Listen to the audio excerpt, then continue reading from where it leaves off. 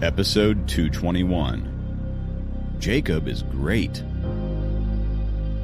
In a little while, there were already over 20 bottles on Sophie's family's living room table. Dracon and Helen couldn't believe their eyes when they saw the colorful bottles in the light. These are all from the Nine Dragon Palace? Helen was usually calm, but her voice slightly shook as she asked lightly. Yes, we could have gotten more, but we ran out of time, Jacob said. 23 bottles. Dracon was a little amazed too. He picked up a random bottle and brought over a small plate. Then he opened the bottle and poured the elixir pills out of it. Over 10 shining ancient elixir pills fell into the plate, twirling. The large living room was immediately filled with its aroma. Jacob felt a surge of energy after smelling this aroma. The sleeping dragon core inside of him suddenly broke open 12 openings. The aroma alone was so powerful. If he were to swallow one, he might be able to break through to the 3rd level, or even the 4th level. In the legends, the immortal pills of the Queen Mother of the West could assist an ordinary person to achieve Ascendance Realm. I'm feeling dizzy, Mom, Sophie shouted out. The aroma could help Jacob improve his cultivation, but it was too much for her.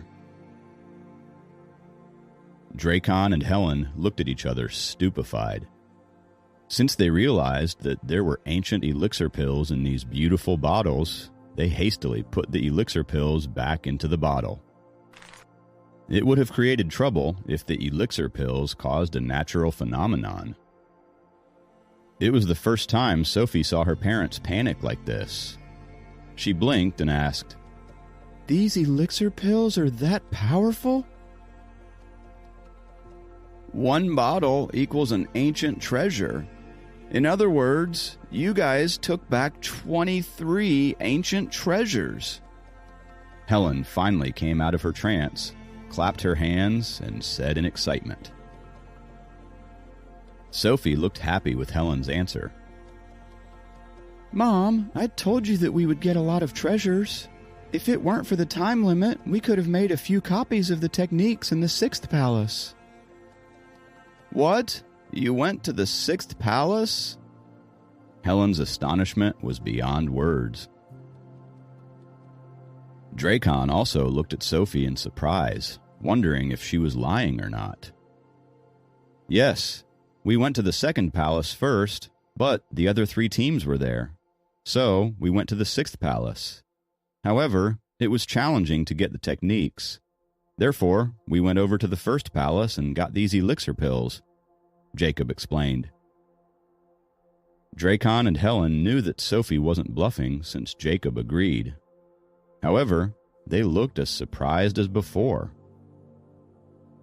They had never heard of anyone going through 3 branch palaces in the Nine Dragon Palace and coming out with 23 bottles of elixir pills.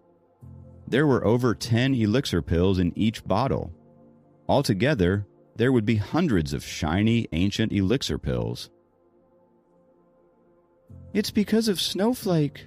We might not even have been able to get to the 1st branch palace if Snowflake couldn't fly, Sophie said. Snowflake? Helen asked. Yes, Jacob's spirit beast, Sophie said proudly. She felt extremely proud of their achievement, and it was mainly possible because of Snowflake. Jacob let Snowflake out of the space in his necklace. It had learned to behave and appeared in the form of its smaller self indoors. Transform, Snowflake. Sophie reached out to rub its head. Snowflake made a slight sound as it rolled over into a meter-tall snow lion. Snowflake, fly! Sophie pointed at the ceiling. Snowflake understood Sophie and hopped up, but, to her surprise, it didn't fly up. Fly, Snowflake! Sophie patted its head, worried. Snowflake tried its best, but it couldn't get into the air. Its paws sparkled from time to time as it had reached its limit. I know what's wrong. There was plenty of nature essence in the 9-Dragon Palace so that the spirit beasts could bring their innate power into play. However, the nature essence is thin outside, so it can't put its innate power to use. Dracon looked at Snowflake and said. Snowflake looked at Dracon and Jacob, as it appeared to be embarrassed with everyone around it. It probably felt ashamed for not being able to fly. Having failed at playing the powerful character, Snowflake transformed back to its small size and started rolling around on the floor. Jacob was embarrassed. Hey, you are a lion. Save the energy and quit acting like a puppy. Jacob put Snowflake back into the space in his necklace to save it from embarrassment. As soon as Snowflake got back into the space, it bit onto Henry's spear and whipped it around to vent its anger. That poor natal treasure of Henry's was now a toy for Snowflake. Don't tell anyone about the elixir pills. Dracon put the bottles away and said, I will discuss with the elders how to put these elixir pills to use. After all, these are all ancient elixir pills, and we might not be able to consume them directly. Jacob nodded. It was like when Sam and the guys ate the cakes mixed with essence replenishment pills made by the twin sisters. The power was too strong, and it gave them diarrhea. Even ordinary cultivators might die if they weren't able to handle powerful elixir pills. But don't you worry, Jacob. You are the hero this time. As soon as we figure out how to use them properly, I will give half of them back to you. Dracon continued. No, it's okay. It was lucky for me to get the opportunity to enter the 9-Dragon Palace. The North Atlantic is in a critical situation right now, and the elders need the elixir pills more than I do. I am still low in level, so I need to cultivate more rather than using elixir pills, Jacob said. Dracon didn't insist on him further and put the bottles away. Come with me to the attic. I need to make a detailed record of what happened in the 9-Dragon Palace. Since you could get into 3 palaces this time, we can better improve our record. Especially for the 6th palace. We had never learned about those techniques before. It was clear that Dracon was very interested in ancient cultivation techniques. Okay. Jacob stood up and followed Dracon upstairs.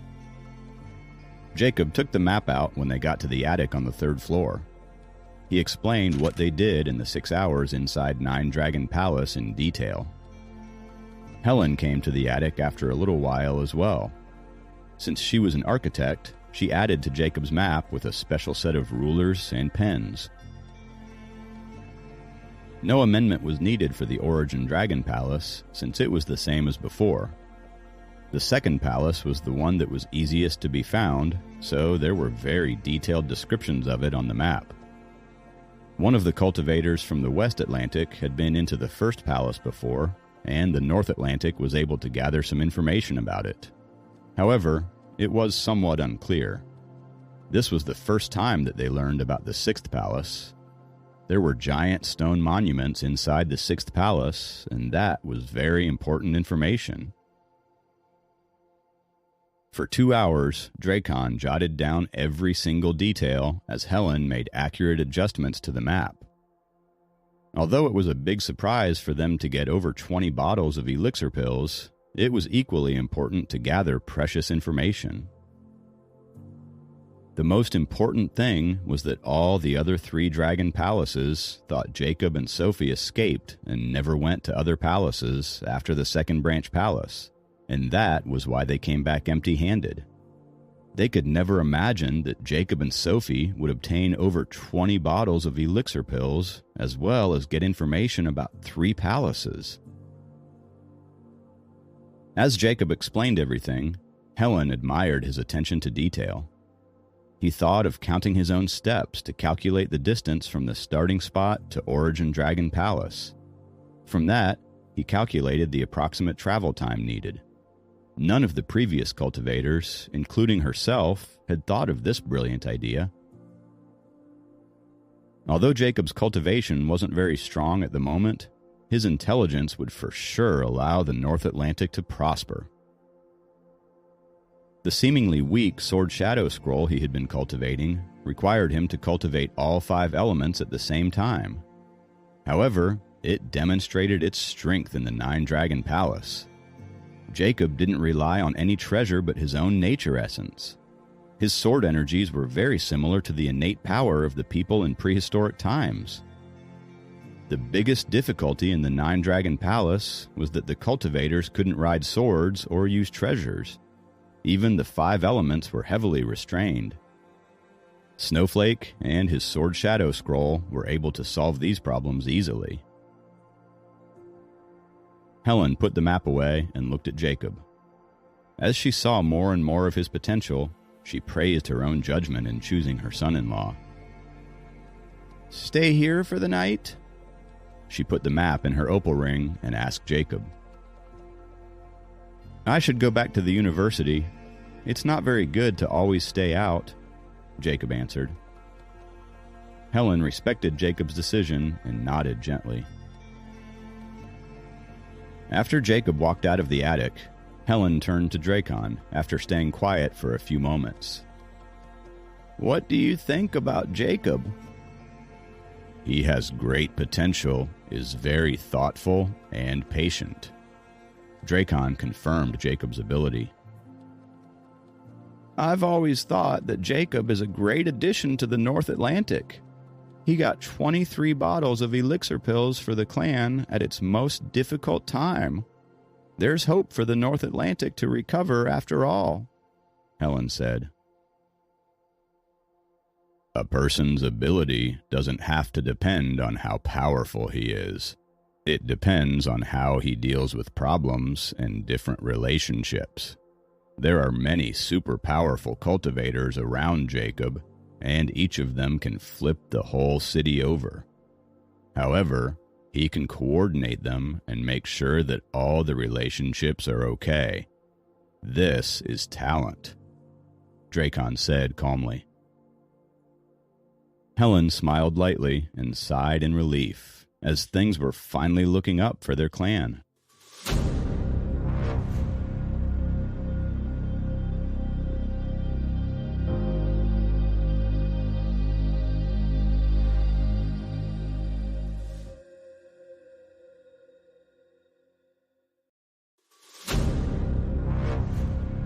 Episode 222, Susan's Traps. When Jacob returned to his dorm, the guys were playing cards noisily. Sam had come back from the stadium already, and they were having a lot of fun. "What's up? You didn't attend the classes today either?" Sam asked Jacob. "I went to deal with some issues outside of college." Jacob yawned. "You're always so busy these days," one of his roommates said as he played his cards. "Did you cover me for attendance today?" Jacob asked. "Cover you? You haven't come to class for a few days now, and the teachers already remember you. How can we cover for you?" The guy rolled his eyes. Jacob shrugged and went to their common floor bathroom to take a shower. Then he went onto his bed and cultivated as he listened to them play. When he was at Sophie's place, the aroma of the elixir pills helped him unlock 12 new openings in the Dragon Core all at once. However, some of the aromas turned into nature essence and were still in his meridians. He could take advantage of this time and slowly consume the nature essence. He circulated the Sword Shadow Scroll again and again in his body, as waves of sword energies went through his meridians, absorbing all the leftover nature essences. The leftover nature essence opened another 2 openings, and the nature essence merged into his body like waves of water. The Dragon Core was like a fully charged engine, controlling the nature essence. Jacob took a deep breath, feeling refreshed. He had unlocked 27 openings so far. He had jumped from low-tier second level to mid-tier second level, all thanks to the aroma of the elixir pills. However, Jacob still felt uncomfortable breaking through with the assistance of external help. So, he circulated the Sword Shadow Scroll another 50 times to secure the realm and polish the new openings. It was hard to imagine that more than 300 openings could be created on the little dragon core. If he could, he would be qualified to try to get into the heavenly dragon realm. Jacob slightly grasped onto the metal rail of the bed, and it got crushed flat.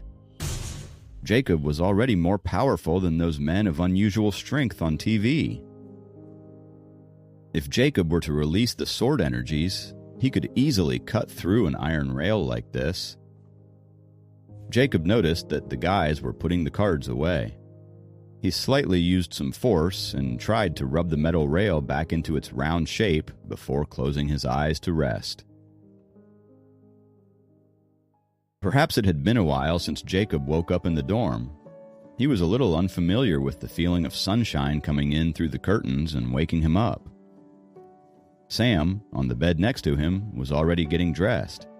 It seemed like he was about to go out for his morning practice with the basketball team. Jacob hopped off the bed, taking out his toiletries and towel. "I'm coming with you." Sam looked at Jacob in surprise and nodded. The morning breeze was a little chilly but comfortable as Jacob and Sam slowly walked to the front gate. No matter if he were in the dragon tribe or not, the friendship between him and his buddies would never change. Although Sam wasn't tall, his body had become stronger than before after training for a couple of months now. "You've been so busy lately. I rarely see you on the campus now, and you don't spend nights in the dorm often as well," Sam asked Jacob as they walked. Sam was the oldest in the dorm, and he was also the one who cared the most about Jacob among the three. "Yeah, I've been busy with some family issues," Jacob answered. "Is everything okay?" Sam was worried. Yeah, just some trivial matters." Jacob didn't want to lie to him, but it was also hard to explain the dragon tribe to mortals. "Let me know if there are any problems. I will surely help out in whatever way I can." Sam looked at Jacob sincerely and patted him on his shoulder. At that moment, Sam felt Jacob's stone-hard shoulder. But he soon convinced himself that it was only a delusion because Jacob didn't seem like a strong person. Jacob was touched. He wanted to share his worries with his best friend, but he knew that was impossible. So, he changed the topic and asked, "Speaking of which, you've had so many days of training now. Is it the first championship game this week?" "Yeah, the first game is this weekend," Sam said. "Good luck with it." Jacob smiled at him. Kyle was already waiting for his team members by the gate. He was surprised to see Jacob there. Jacob only nodded at him without further conversation. Jacob respected Kyle, whom he had only met a few times. Even though he was leaving for the UK, he was still scrupulous about every detail of the training and the games. If Jacob didn't have other things on his mind at the moment, he might have joined the basketball team and followed Kyle's lead. They would fight for the national championship together. He walked toward the street outside the campus as Sam joined the team in front of Kyle. Jacob woke up early in the morning to exercise. However, instead of doing it on campus, he wanted to run on the streets off campus. He stretched his arms and legs before running toward an intersection ahead. Kyle squinted his eyes, looking at Jacob from behind. He wanted to recruit Jacob, but he also thought that Jacob might have bigger goals. He knew that this young man wasn't as simple as he appeared to be. Jacob suddenly accelerated after the intersection. A driver who passed by Jacob wondered if he had an illusion. At that speed, it must have been an Olympic runner. When he turned back to double-check, Jacob was long gone from the corner. As a second-level cultivator, Jacob's physical strength was actually better than that of an Olympic runner.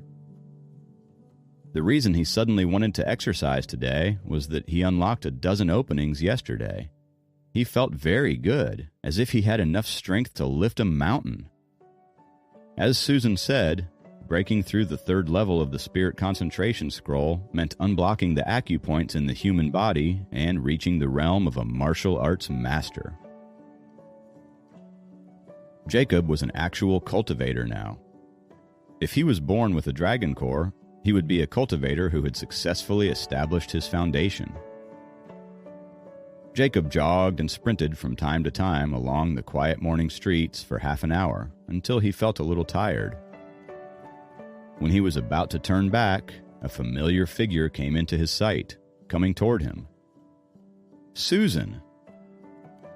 Jacob thought he was seeing things, so he took another look. It was indeed Susan. She was in a set of white tracksuits, and her hair was tied into a ponytail. Her steps were firm and rhythmic, and she had a bit of flush on her cheeks.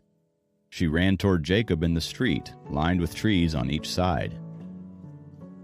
Susan didn't seem surprised to see Jacob and kept her steady pace. "You jog as well?" She came over and asked first. I'm doing some exercises. You jog to school every day?" Jacob turned around on his way and ran together with her.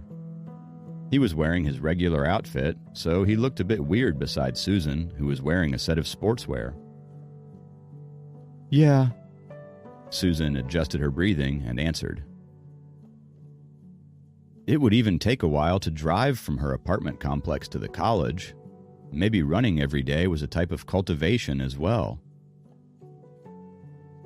"Cultivating every day may not help you with comprehending natural laws. Running in the morning helps with that," Susan said. Jacob sighed secretly and thought, she really couldn't talk 3 whole sentences without mentioning cultivation. When they jogged back to the campus, it was just about time for the students to go to their classes. Susan would usually go to her office to get changed and start cultivating, but she suddenly wanted something to eat. Since she didn't have a prepaid cafe card, Jacob had to go with her. In others' eyes, Susan, the beautiful teacher, was having breakfast with a student. Jacob ignored the looks and sat beside Susan, chewing on his 2 ham and cheese sandwiches and drinking a cup of coffee. "It seems like you've made some progress lately," Susan said, staring at Jacob. "I was lucky to unlock several openings," Jacob answered. Although he was technically Susan's assistant, Jacob didn't want to tell her about the elixir pills. "It must have been quite an adventure in the 9-Dragon Palace, right?" Susan asked. Jacob laughed and didn't say anything. As an inspector in the North Atlantic area, she definitely knew about 4 ocean dragon clans entering the 9-Dragon Palace for treasures. "Yeah, kind of, but I'm not going to tell you about the details," Jacob said. It dawned on him suddenly that Susan must have sensed him running near the school, so she came to meet him on purpose. It would be a big mistake to underestimate Susan. Jacob knew that fact better than anyone else, since he had fallen into her traps a few times now. "All right, I'm not here to get information out of you." Susan rolled her eyes at him. "But I have never been to the 9-Dragon Palace." Jacob looked at her, wondering what she meant by that. As an 8th-level master, she was a small part of the North Atlantic Dragon Clan before she entered the Inspector system. There was no chance for her to become a core member of the clan and enter the 9-Dragon Palace. However, masters like her must be extremely interested in the 9-Dragon Palace. Jacob looked at her and could already sense the plot she had been planning. "I must not fall for it this time," Jacob said to himself resolutely.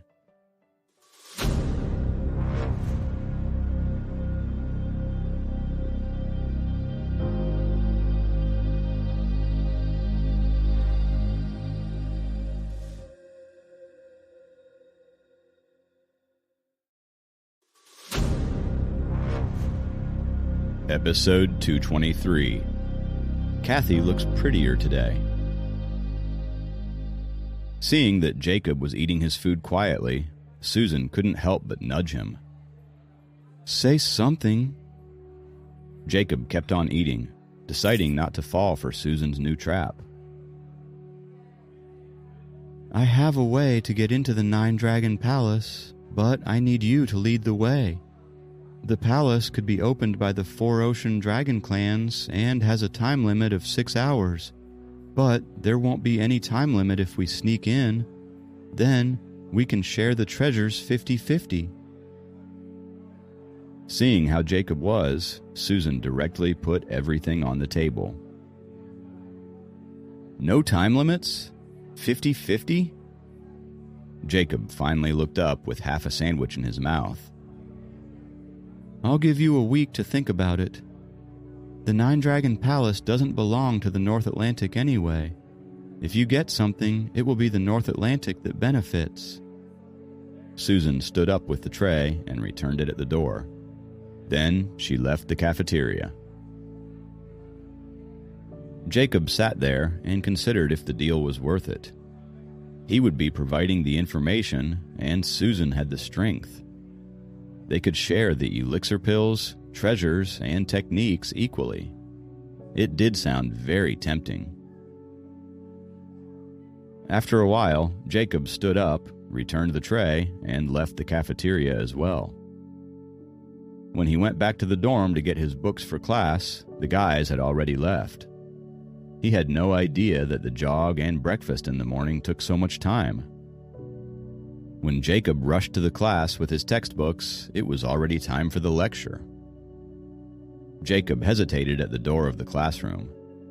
Sam, who was sitting in the back row, noticed Jacob at the door and waved at him. He pointed at the empty seat beside him and then at the teacher in the front, hinting that the teacher was taking the attendance. Jacob bent his back and tried to sneak into the classroom from the back door, heading toward the back row where the guys were. "Hey, you were late, and you were trying to sneak in?" The teacher, who was famous in their batch for being strict, lifted his arm, pointed at the back row, and shouted. Jacob had no choice but to turn around in embarrassment and stand up straight. "You are screwed, Jacob. I forgot to tell you that when you weren't here last week either, he said that you will probably fail this course if you didn't show up today," Ryan whispered to Jacob from the side of the aisle. Jacob somehow felt like he was taking pleasure in his misfortune. Kathy turned back to look at Jacob with worry from the front row. "What's your name?" The teacher went through his list with a pen in his hand as he stared at Jacob. Jacob?" Jacob gritted his teeth in embarrassment and answered. This class, Engineering Theories, was a common subject between Class 1 and Class 2, and the professor took it together. Right now, all the students from both classes, familiar with Jacob or not, were staring at him. "Jacob." The teacher slid the pen down his list and asked, "You weren't here for the last class either, right?" "Last class, I had some family issues," Jacob answered.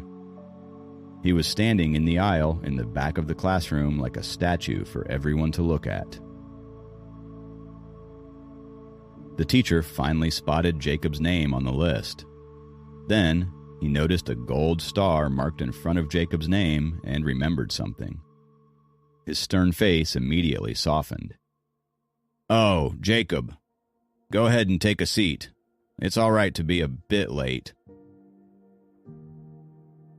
All the students from both classes were stupefied. They had all learned about this professor's temper after a year, and they knew how much pleasure he derived from scolding students. Jacob couldn't react in time, and he stood still. "Why are you still standing? Find a seat and sit down for class," the teacher said. Although he sounded like he was rushing Jacob, the soft tone was nowhere near his usual tone. "Oh." Jacob squeezed into the seat beside Ryan, who was stupefied. "All right, let's go on with our attendance. Ryan," the professor shouted as he noticed that the students all seemed a bit stunned. The shout dragged everyone back to reality. "Here, here, here!" Ryan put his hand in the air and answered 3 times in a row. He looked at Jacob with a strange expression. This guy is something else. Not only did he get the vice principal's granddaughter's interests, but the teachers also give him special treatment nowadays. When can I get even half of what he has? Either one of the twins would work for me, he thought. Jacob was confused. He rushed to class today since he had missed 2 days of classes. However, everything was fine once he mentioned his name. He had no idea that the note from Liam put a special mark beside his name on the list of all his teachers. The teachers all knew that special treatment should be given to him. Not only Jacob, but also Jade and Julia also got this special treatment. However, their gold stars were in the teachers' hearts instead of on the name list. It was public information that the twins were granddaughters of the vice principal. Everyone could see how much Liam cared for them, since he had always consulted the teachers for their performances. He also arranged for them to stay in the comfortable postgraduate apartment on campus, even though they were only in the freshman year of their graduation. The professor started his class energetically, but Jacob still felt weird about receiving special treatment. He was able to do other things in class before, but he had to listen carefully now, since he felt like the professor kept looking in his direction. Jacob, are you really dating Mr. Liam's granddaughter? Even the professor has to let you be. One of the guys sneaked over and whispered. They couldn't think of any other reason why the teacher would be so nice to Jacob. Students had been late to his class before. A guy from Class 1 was 2 minutes late to class last week, and everyone else had enjoyed the show of him being scolded brutally by the professor when he entered the classroom. It had only been a week, and there was no reason for him to change his temper. Maybe he's in a good mood today. Stop talking rubbish, or you may have to suffer once he catches you, Jacob said. The guy closed his mouth immediately as he saw the professor's eyes on them. He didn't dare to get on his bad side, since he was not related to Liam. Jacob remembered what Susan had said in the cafeteria today. Indeed, since he had just gotten back from the Nine Dragon Palace, he was very interested in going again. Even if Susan was hiding something from him, she wasn't the type of person who would trick him into trouble. Plus, there might be some huge secrets inside the Nine Dragon Palace. Jacob wasn't sure if it were reasonable to assist Susan there as her assisting inspector. He was a little anxious. Once he noticed that the teacher wasn't paying close attention to him anymore, he opened the Instagram app on his phone. There weren't many people online, but the green light on Sophie's icon caught his eyes. Jacob sent her a message after thinking for a bit. "You are using Instagram in class." After quite a few minutes, Jacob's cell phone lit up with her response. "So are you." "Nope, I came to take a nap in my dorm." Jacob didn't want to admit that he was not paying attention in class. Sophie didn't answer, and Jacob couldn't help but send another message over. "How are you doing today?" "I'm in my science lab class. How bored are you?" Sophie replied. Jacob thought to himself, science lab class must be the one where they do all those experiments. However, he decided not to bother her again. Jacob, who are you texting? Ryan sneaked over. Get out of here. Jacob blocked his view with his hand while the phone in his other hand flashed again. I am a little dizzy today. I don't want to do our tutoring session tonight. Sophie sent another message. Go back home and rest if you're not feeling well. Jacob replied immediately. It's fine. I'm just a little tired. Sophie answered, shutting the conversation down. Looks like I'm not going over there tonight, Jacob thought as he shrugged and put the tutoring materials on his desk away. Kathy sensed that something was happening in the back and suddenly turned to them. Ryan was just bothering Jacob as he looked to the front and said, Did you realize that Kathy looks prettier than before? Is she wearing makeup? How would I know? Jacob rolled his eyes at him. But the moment Kathy turned around, Jacob felt like she did have a unique aura. This caught him off guard, so he pulled his nature essence and looked at Kathy. He didn't notice any signs of cultivation technique. It was strange for her to obtain a better aura so suddenly without cultivation. She was naturally a beautiful girl. If it weren't for the class president position, which put her in charge of a lot of things, she would have been less stressed and would appear charming all the time. Maybe she has been less stressed lately and is reflecting in her aura. But Jacob was still confused, as Kathy hadn't been in touch with him lately, as if she was busy with something.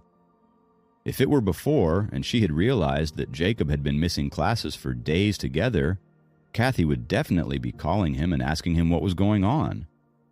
What has changed?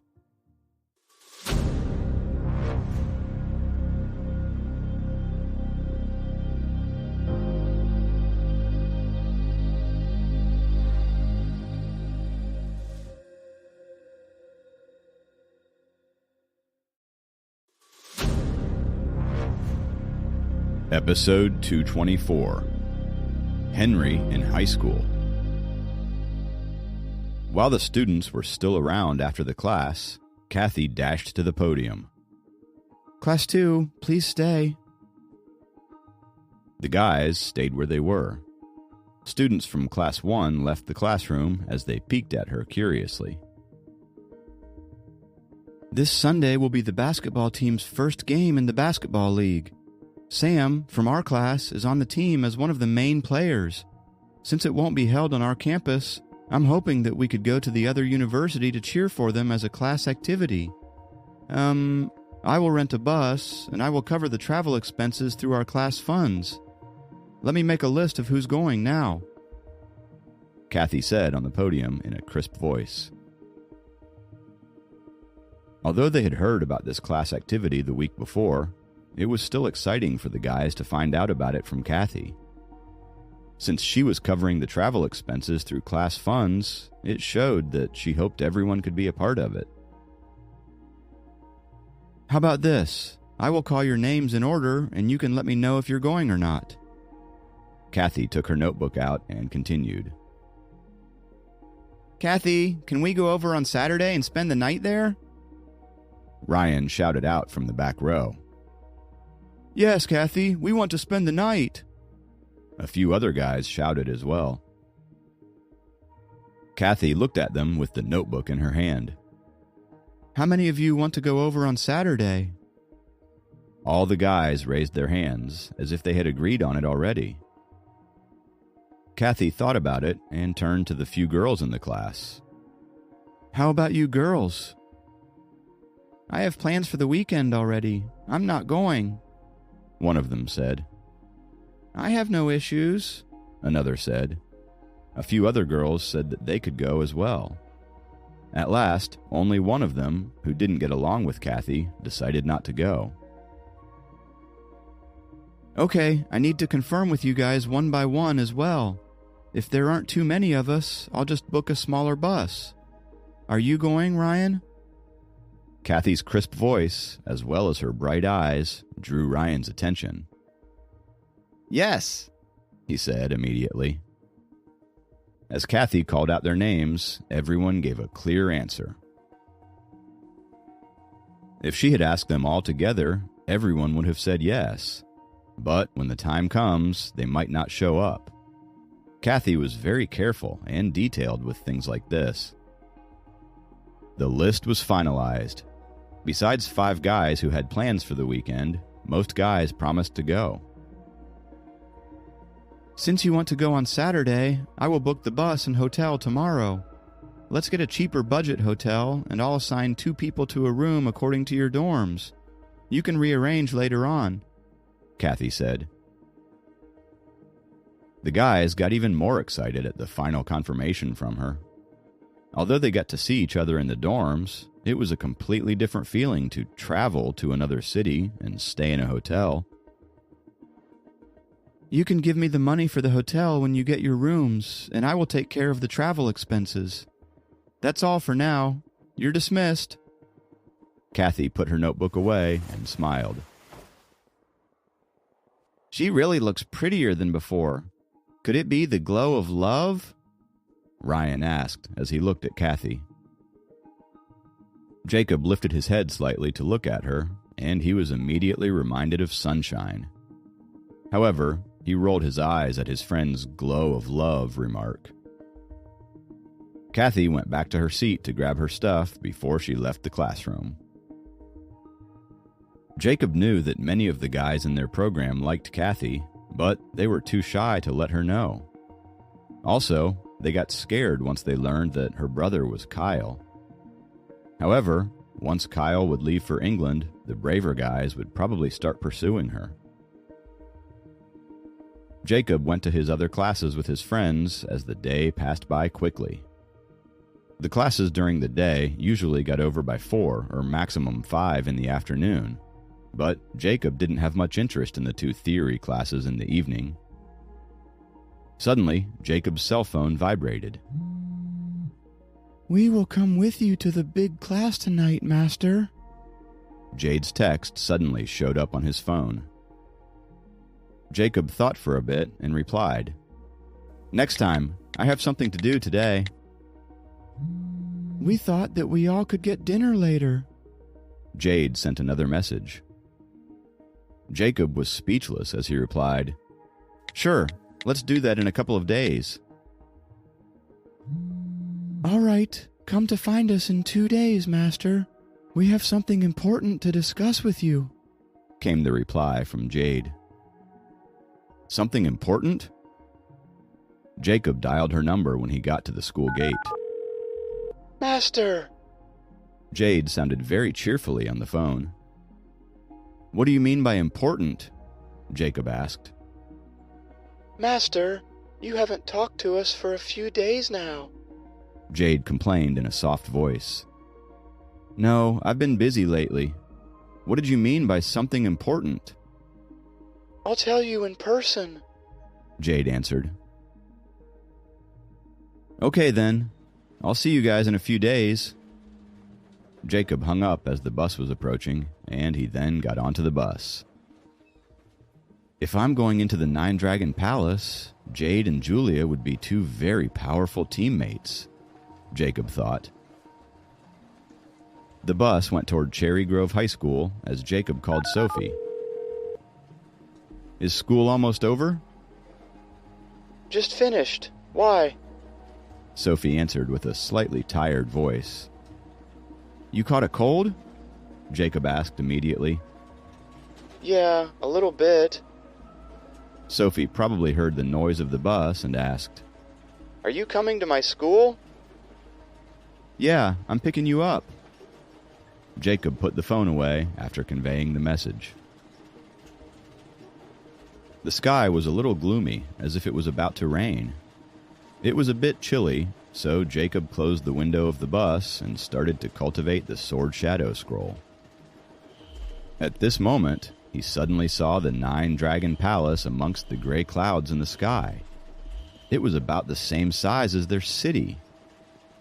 Like an ancient city, the huge nine-dragon palace hovered in the clouds.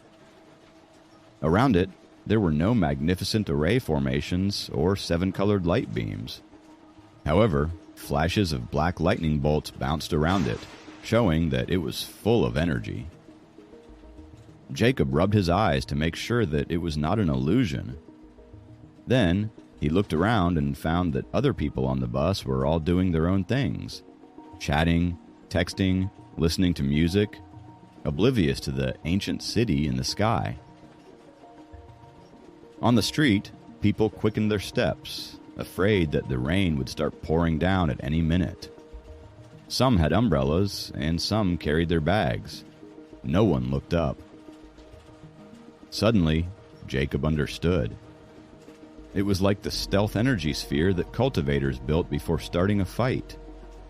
The Nine-Dragon Palace had a natural energy sphere around it, making it invisible to ordinary people. Only people who had reached the first level of cultivation could see the huge Nine-Dragon Palace. Jacob withdrew his nature essence and looked up. Sure enough, there were only dark clouds in the sky, which were, in fact, the result of the appearance of the Nine-Dragon Palace. The huge palace had blocked the sun. The bus arrived at the stop near Sophie's high school. Jacob got off the bus and found that the students had just been dismissed from school.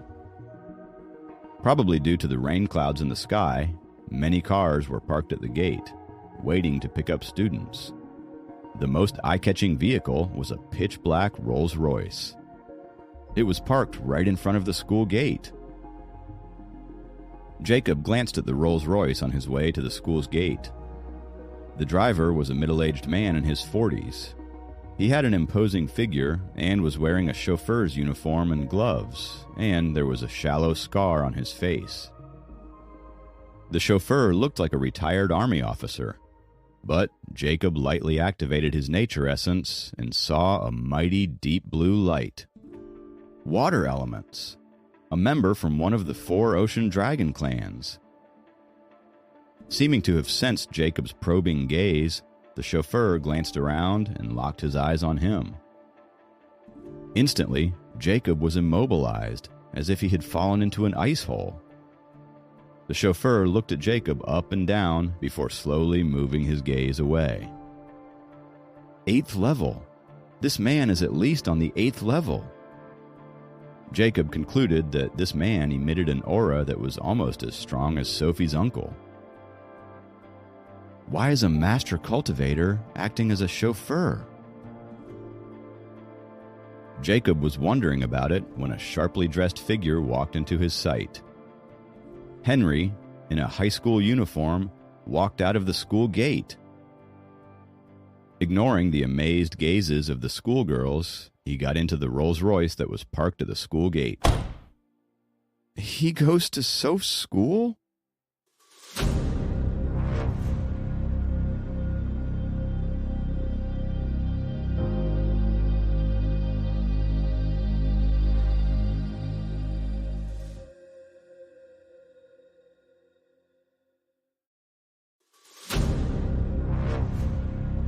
Episode 225, The Real Scheme. Jacob's heart lurched with an ominous feeling. The purpose of Henry's appearance in Cherry Grove High School was apparent. Reggie, let's go. Henry lay down on the back seat and told the chauffeur, tossing his bag onto the spacious seat in the car.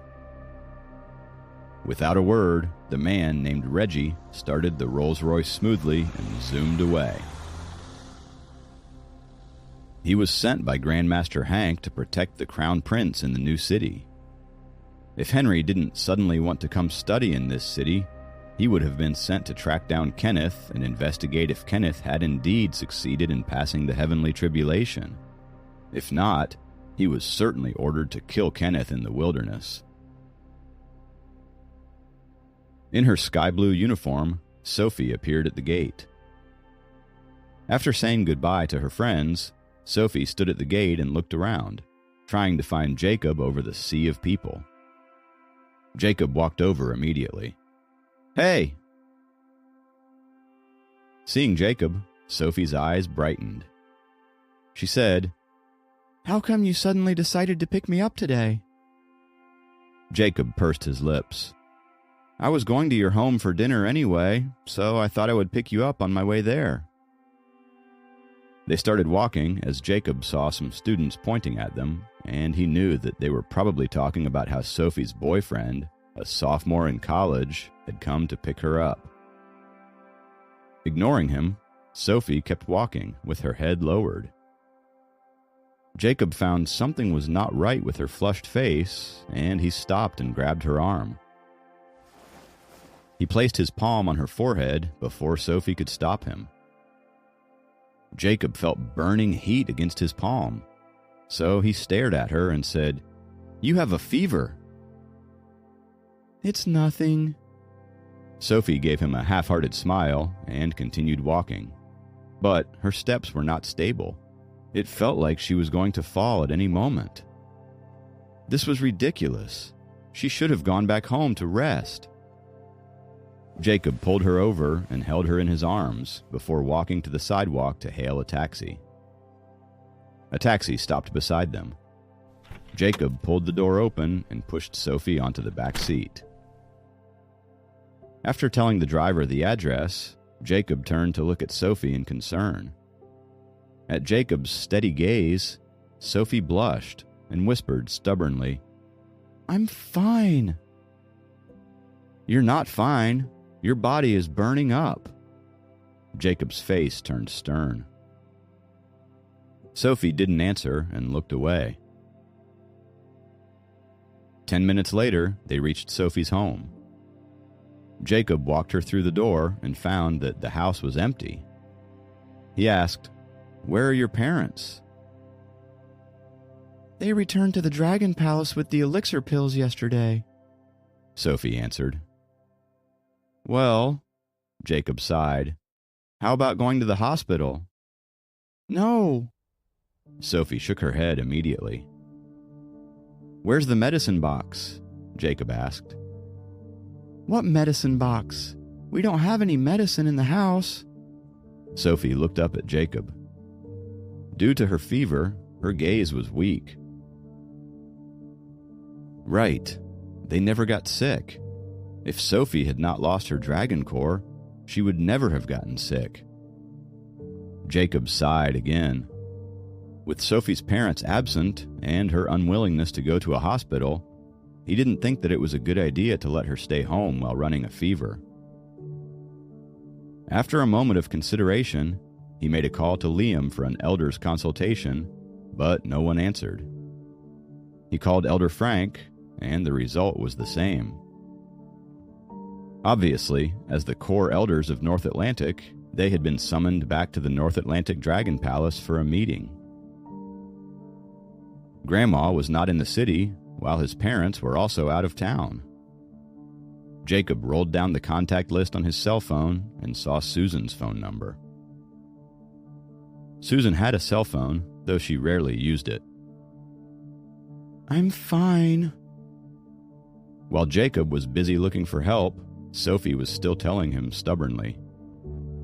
However, her tone was spiritless. This was an all-time low moment for her. Dragons didn't get sick. She didn't know how to handle herself with the fever. She didn't want to look weak in front of anyone, but this fever was a constant reminder of how much similar she was to a mortal without her dragon core.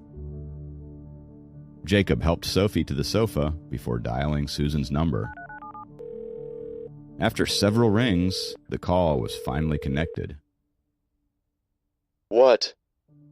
Susan's cold voice came through the phone. "Soph's sick. Can I bring her to your place?" Jacob didn't waste time on greetings. "Okay." Susan gave him an emotionless answer. Obviously, sickness was not a big deal to her. Having enlisted help from Susan, Jacob draped a coat over Sophie's shoulders before dragging her out of the house. They took a taxi to the luxurious complex where Susan and Liam lived. Jacob walked Sophie to Susan's door and rang the doorbell. In her pale gray floral pajamas, Susan opened the door. Jacob helped Sophie into Susan's warm living room and relaxed instantly. "Could you get her some warm water? I'll go buy some medicine to help with her fever," Jacob said to Susan after helping Sophie to the couch. "Medicine? Why not feed her 2 essence replenishment pills?" Susan asked before taking out 2 pale pink pills from her ring. "Will they work?" Jacob looked at her doubtfully. "I don't know." Susan shook her head. Jacob was speechless. After a second of silence, he said, "Just get her some water." Then he hurried to the door.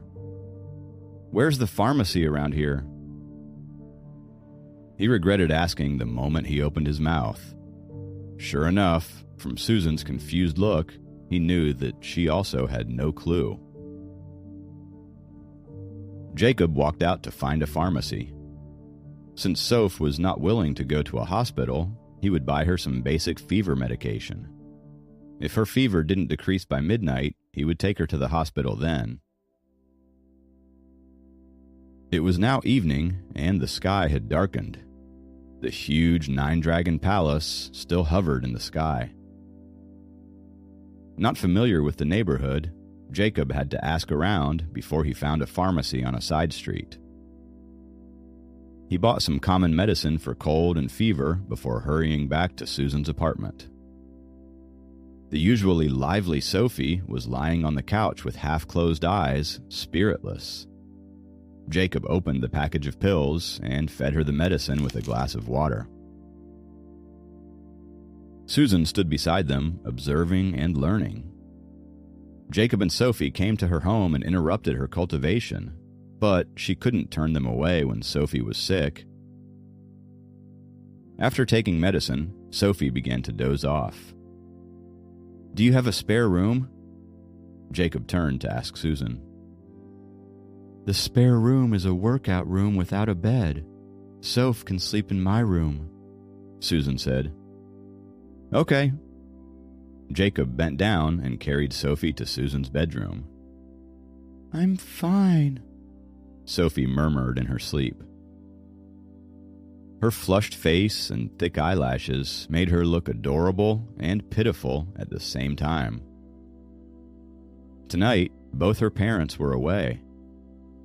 Jacob wondered what would happen if she had been left at home alone.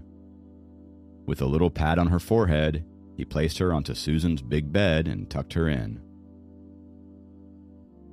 He walked out of the room and found that Susan was looking at him with a strange expression. "What?" Jacob asked. "Nothing." Susan smiled slightly. "I just found out that you do care for her." "She's never been sick before," was all that Jacob could say. The crease on his forehead was finally easing up a little. Susan leaned her head to one side and pondered. However, she had never been sick and couldn't imagine what sickness felt like. "Without her dragon core, Soph has become a mortal girl. If you return the dragon core to her, she won't be sick again." Not able to imagine the feeling of sickness, Susan commented. "Yeah." Jacob nodded.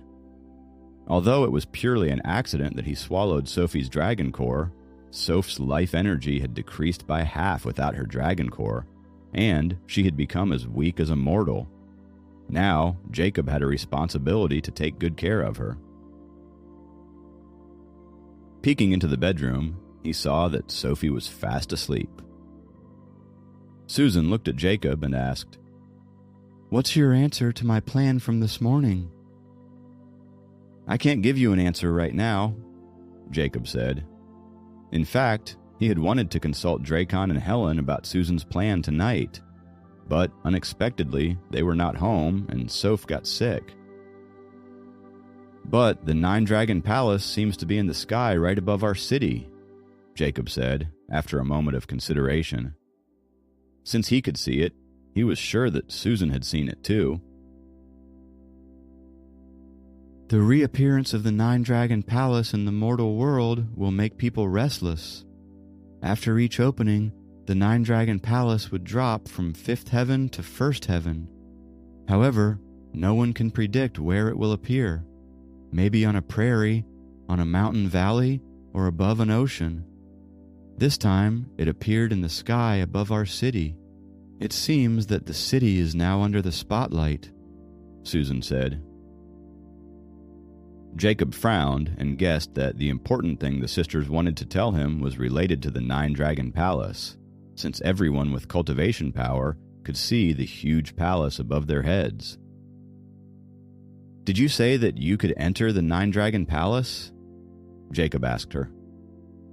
Right. In fact, many cultivators besides me can use their techniques to break through the defense array formations of the Nine-Dragon Palace temporarily and enter the palace by force. This time, its appearance above the city spared me the trouble of using the intelligence network of the inspectors to locate it, Susan said. "But you'll need a guide after breaking into the Nine-Dragon Palace?" Jacob continued. Yes. The 4 Ocean Dragon Palaces have direct control of the Nine-Dragon Palace and keep its information a top secret. Maybe the top-level people in the inspector system possess the full information about the Nine-Dragon Palace, but I, an ordinary inspector, can't get the map of the palace, Susan said slowly. Jacob thought for a while and asked, "I'm from the North Atlantic. Are you asking me to betray my clan by pulling me into your scheme?" If you don't want to go, I'll find other people to go with me, though I trust you more. Besides, do you really think the other 3 ocean clans will not make a move while the Nine-Dragon Palace is in the mortal world? Susan stared at Jacob, and her tone was even and gentle. Jacob thought about it and realized that she was right. The cultivation world was generally peaceful under the watch of the inspectors, but in the face of opportunities, no party would back off. The 8 young elites from the 4 Ocean Dragon Palaces were in fact scouts. The real competition started when the Nine-Dragon Palace entered the mortal world. Dracon had asked Jacob about every detail he had gathered about the Nine-Dragon Palace because the North Atlantic would organize their most powerful cultivators and break into the palace. And the battles inside the Nine-Dragon Palace were beyond the responsibilities of the inspectors. It was an opportunity that could not be missed.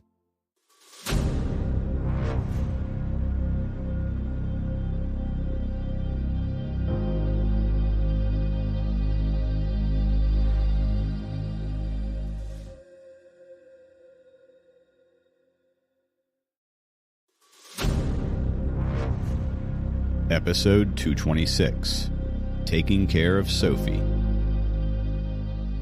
"If I go with you, will it just be the 2 of us?" Jacob asked. Quality over quantity. Jade and Julia can join us. If necessary, I'll get another person into our group. 5 people will have better odds of winning. As for the clan, I don't know about their plans, but I don't think they will let you join their group this time. Susan's expression turned from cold to earnest. "When do you plan to enter?" Jacob asked. Next week. The Nine-Dragon Palace stays in the mortal world only for 2 weeks before returning to the void. Next week is the moment when the Nine-Dragon Palace will have the weakest defense and we can break into it more easily, Susan said. Jacob nodded, but didn't tell her if he would join her. Even if he didn't go with her, Susan would find other people to do the job. The room was quiet and cozy. Jacob stood up quietly and walked into Susan's bedroom, finding that Sophie was still sound asleep. He placed his hand on her forehead and found that it was not as hot as before. Feeling a bit relieved, he picked up the quilt she had kicked off and tucked it around her before walking out of the bedroom. Susan sat in the living room and quietly watched what Jacob was doing. Sickness isn't a bad thing if the sick people have someone to take care of them like that, she thought to herself. Oh, another thing. Today, when I went to Sophie's school, I saw Henry there in the school uniform. Jacob told Susan when he returned to the living room. I know about this. Susan nodded, but she didn't say anything else. Jacob thought that Henry had two purposes. One was that he would have more opportunities to get close to Sophie. The other, and more important reason, was that the South Atlantic could use the excuse of protecting the Crown Prince and move people from their clan into the North Atlantic's territory. It was a strategic move that meant to test the waters. The two clans had not become public enemies yet, and the fact that the Crown Prince of South Atlantic came to study in the other's territory seemed to be a friendly gesture. If the North Atlantic Dragon Clan interfered with the decision of the Crown Prince of South Atlantic, it would reflect poorly on them. Besides, if Henry stayed here, he could find an opportunity to get back his natal treasure. At this thought, Jacob took out the long spear he grabbed from Henry from his hidden space. When the spear came out, Snowflake came out with it, since it was biting onto the spear. It rolled on the carpet before jumping onto the couch, hiding behind Jacob. It was instinctively fearful of Susan, who was an 8th level master. The spear was no longer golden. It had faded into a silver color. The 5 coiling dragons on the body of the spear looked fierce with their claws and fangs. Jacob transferred some nature essence into his hand. The moment his hand touched the spear, it turned back from silver to gold, emitting a powerful pressure. Jacob increased the nature essence in his hand, and the spear began to hum and buzz while its entire body turned into a dazzling golden color. The tip of the spear shook slightly, as if it was ready to stab enemies at any moment. As a test, Jacob slashed it out in the living room.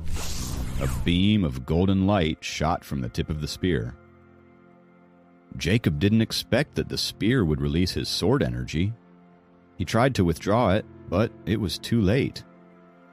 With a bang, the golden light beam broke the decorative glass in the living room and dashed toward the exquisite china on the shelf. Susan shot out her white jade sword immediately and blocked the golden beam. Looking at the broken glass on the ground, Jacob was embarrassed and immediately put away the spear. I'm so sorry. I didn't expect it would be so powerful. I'll pay you for the broken glass. Susan gave him a look. I'll ask Liam. He will send someone to fix it. She looked at the long spear in Jacob's hand. A wonderful treasure. It's made of the rare purple gold bamboo, which is between metal and wood, but not quite either of them. It is indestructible. Where did you get it? It's Henry's natal treasure. I grabbed it from him, Jacob said. Susan was a bit surprised. Although she was not familiar with the South Atlantic, she knew that Henry, their crown prince, was at least at the 3rd level. She was surprised that Jacob could snatch his natal treasure from him. Jacob withdrew his nature essence and swung the spear, finding it was indeed magnificent. He looked back at Sophie in the bedroom and was relieved that she had not been woken up by the noise of the broken glass. He had stabbed it casually, and it sent out a powerful surge of sword energy.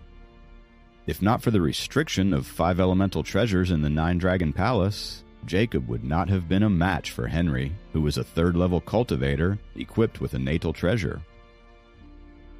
This golden spear could be concealed within the owner's body and would slide out from the palm when faced with an enemy. Jacob found it quite dashing just imagining such a scene. Your martial arts skills are poor. You need more practice. Susan reached out and grabbed the long spear from his hands. Held in her hands, the golden spear revealed both gold and silver lights. This treasure, if used by Susan, would be hundreds, even thousands of times more powerful than when Henry used it. Jacob went to the kitchen and got out the broom to clean the floor, which was covered in broken pieces of glass. If Susan had not intercepted the golden beam with her natal treasure, it would have pierced a big hole in the wall of the apartment. If that happened, they would have been able to enjoy the scenic view outside while sitting in the living room. Well, it's good to be the crown prince of the South Atlantic, since he could get such rare materials for weapons. After Jacob cleaned up the broken glass, Susan tossed the heavy golden spear back to him. She sounded envious. Even though she was a master of the 8th level, her natal treasure was only a sword made of godly jade, which was good, but definitely not as good as purple gold bamboo. Only at the 3rd level, Henry had his own natal treasure made with a whole piece of purple gold bamboo, which was a rare treasure itself. With such a spear, a cultivator of the 3rd level could release the power of the 4th level. That was why Jacob could shoot out such a powerful beam of sword energy with a slight circulation of his nature essence. Putting the long spear into his hidden space, Jacob found that Snowflake was sitting on the couch and looking at him expectantly. Not able to resist Snowflake's watery eyes and puppy-like expression, Jacob tossed an essence replenishment pill at it. Snowflake jumped up joyously, catching the pink pill with its mouth. Without tasting it, Snowflake swallowed the pill. It rolled on the couch with satisfaction and finally laid on its back contentedly. "Snowflake, Snowflake, where is your dignity as a lion?" Jacob walked over and patted it on its belly. Snowflake shrieked and jumped up. Then it climbed onto Jacob's lap and dozed off. Susan slowly walked into her cultivation room. She sat down on the mat and began to cultivate. The next morning, Sophie opened her eyes drowsily and found Jacob, with Snowflake in his arms, sleeping on the recliner. Her body was still feeling heavy, but the dizziness was gone. Seeing the glass of water and medicine on the bedside table, Sophie was touched. Seeing Sophie was awake, Snowflake lifted its head and suddenly growled joyously. It wiggled in Jacob's arms and woke him up. "Hey, Snowflake!" Sophie opened her arms for Snowflake. Snowflake kicked Jacob and jumped toward Sophie. The momentum almost pushed Jacob to the ground, together with the chair. "Damn, Snowflake! It doesn't even take you a second to forget all about me when you see a beautiful girl." Jacob cussed while he steadied himself.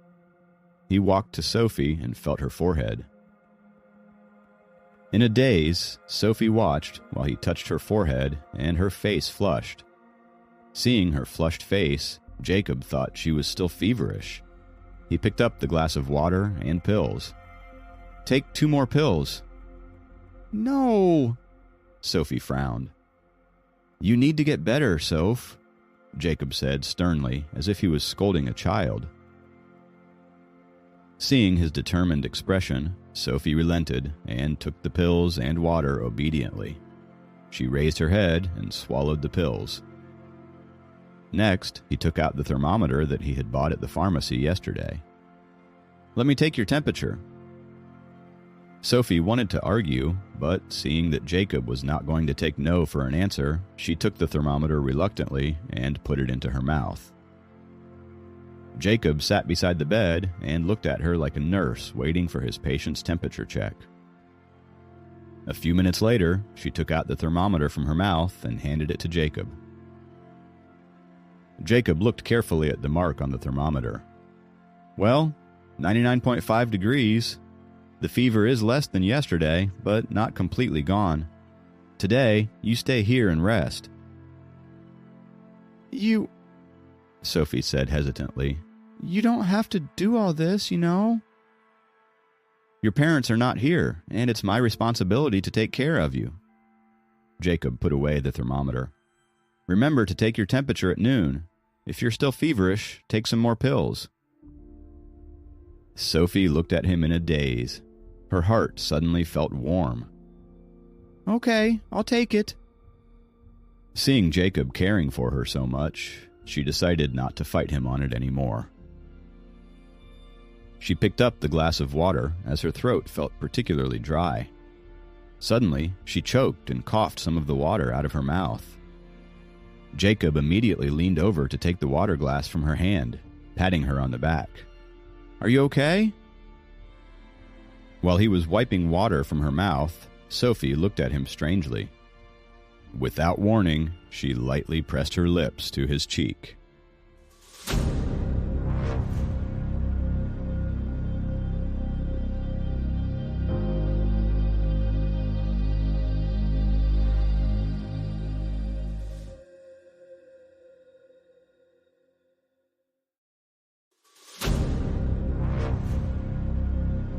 Episode 227, The Sky Mountain Sect. The contact was so soft that he barely felt it. With the water glass in his hand, Jacob looked at her in surprise. "Thank you for taking care of me." Sophie looked away shyly. Jacob touched his cheek and stood up, happy but a bit startled at what just happened. I will go and buy you some breakfast." Sophie pulled up the quilt and laid back in bed. Snowflake jumped up happily and snuggled into the quilt too. With the water glass in his hand, Jacob stood there while his heart raced. Exhaling deeply, he touched his face subconsciously. With his eyes on Sophie, who had closed her eyes to sleep by now, he walked out of the bedroom. When he walked into the living room, he smelled a delicious scent. Following the smell, he found that Susan was making breakfast in an apron. Looking at her, Jacob became nervous and suspected that she was cultivating a difficult technique. He walked over and saw that she was, in fact, frying eggs, and the eggs were burned. As he approached her, Susan immediately dumped the 2 burned eggs into the garbage can. From the corner of his eyes, Jacob saw 6 to 7 burned eggs already in the garbage can. Susan coughed slightly. "Is Soph awake?" Obviously, she was trying to distract him from the burned eggs. Not wanting to embarrass her, he nodded. "She woke up a moment ago. If you don't have any classes today, would you stay home and take care of her?" "Okay." Susan gripped the pan, which had begun to smoke. "I'll go downstairs to buy some breakfast." Jacob walked to the door. It dawned on him that none of them had eaten anything last night, and his stomach grumbled in protest. The only one with a full stomach among the 4 of them was Snowflake, who had eaten the Essence Replenishment pill. "I can't let Snowflake eat all day and do nothing," he thought, and yelled in the direction of the bedroom, "Snowflake!" Snowflake jumped out of the bedroom and trotted to follow Jacob. Susan took the opportunity to turn off the gas and put away the pan. Then she walked to the window. She pulled open the curtains, and the open sky entered their sight. It was like a painting of a fantasy world. The frame of the window was the frame of the painting, and in the frame was the 9-Dragon Palace, hovered in the dark clouds 1,000 meters above the sky. "Take a closer look," Susan said. Jacob activated his nature essence to its full force and looked hard. Suddenly, he saw countless cultivators, like flies after a flower, flying on swords in a colorful stealth energy sphere toward the 9-Dragon Palace, which looked like an upside-down mountain in the air. How come there are so many of them? Jacob looked at the sky in surprise. Sophie's birthday party had gathered most of the water elemental cultivators, but they were outnumbered by the group that was around the 9-Dragon Palace right now. He estimated more than 500 cultivators were hovering around the 9-Dragon Palace. "There are more coming, so get used to the sight. You'd better go and buy breakfast," Susan said coolly. "Okay." Jacob took a deep breath before taking Snowflake out of Susan's apartment. Anyway, if anything happened, there were masters like Susan who would handle it. Besides, the 9-Dragon Palace didn't belong to the North Atlantic, and such a scene repeated itself every 50 years. It was nothing to be surprised about. Walking a lion in the morning was a luxury that not everyone could afford. Snowflake had returned to its original magnificent form. It was quite a sight to walk such a huge dog. On the way, Labradors, Golden Retrievers, and Dalmatians all made way for Snowflake. Snowflake walked majestically with its head high, temporarily forgetting its adorable ways. The girls who were on their way to school all gathered around it, admiring its snow-white silky fur with surprise and envy. They were not afraid of the big Snowflake. Instead, they offered their own breakfast, such as sausages and bread, to it. Snowflake accepted all their food, swallowing the delicacies happily. In exchange, it let the girls fawn all over. Jacob was surprised that the girls liked Snowflake regardless of its size. He began to envy this creature. With a full belly, Snowflake wagged its big tail and followed Jacob to a nearby restaurant. He bought 3 breakfast burritos for them. After a moment of consideration, he purchased 2 bags of frozen meal bowls for Susan and Sophie for lunch. Jacob was about to return to Susan's apartment with Snowflake when a white light flashed and a middle-aged man in a robe appeared, cupping his hands at him. "Are you a disciple of the Sky Mountain sect?" Jacob stared at him in surprise, while Snowflake stood beside him with wide eyes. When Jacob didn't answer, he continued, "I'm a good friend of your master. I'll take you back." Jacob looked at him with mounting astonishment and shook his head. "You are not a disciple of the Sky Mountain sect?" The man was confused. He backed up several steps and murmured, "Strange. You obviously have a 5-element essence root and even have a snow lion with you. Am I wrong about you?" When Jacob didn't answer, he didn't dare to stay long. After staring at Jacob for a few seconds, he vanished. Baffled, Jacob looked at Snowflake by his side, and Snowflake looked back at him in confusion. Snow Lion?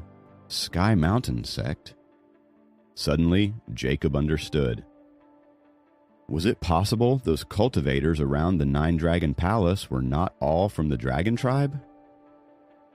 The Nine Dragon Palace had dropped from 5th heaven to 1st heaven, and according to Helen, the ancient cultivation sects were living in 5th heaven and above.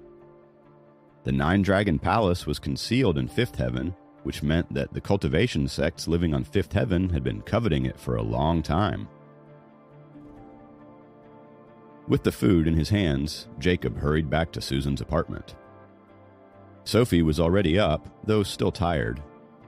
At the sight of Sophie, Snowflake immediately shrunk to its mini size before jumping into her arms.